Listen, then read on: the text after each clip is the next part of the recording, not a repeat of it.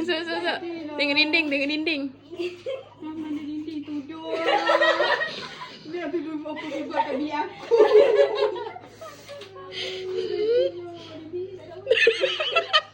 Dinding orang.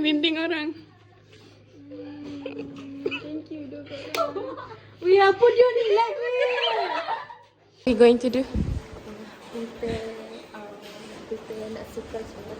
Dia baru dah tahu tapi tadi sekarang ni dia tengah ada tulis hasil.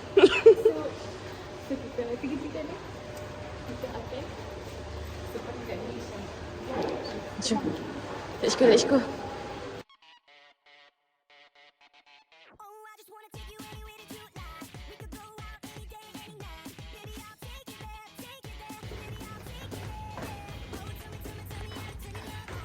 Dari blok A sampailah blok C. Perjalanan kita pada hari ini. Syukika.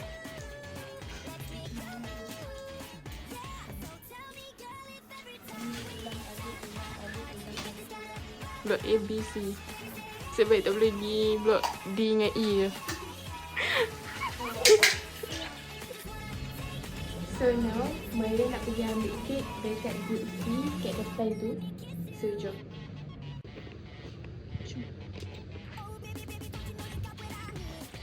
So, dah ambil dah. And now we are going to do a negotiation sebab ada something yang kita orang terlepas pandang. Turun ke semua benda.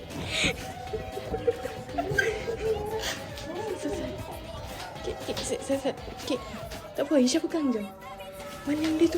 Ni.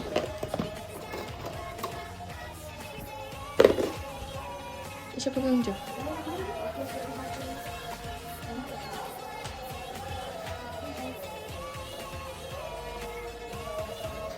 Isha.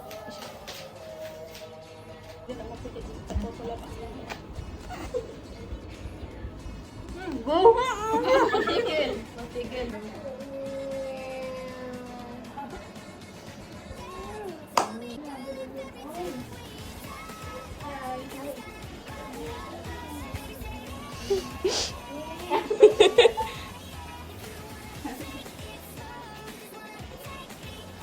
Alah sweetnya. Kita dapat ni seorang satu. So kita akan buat this thing.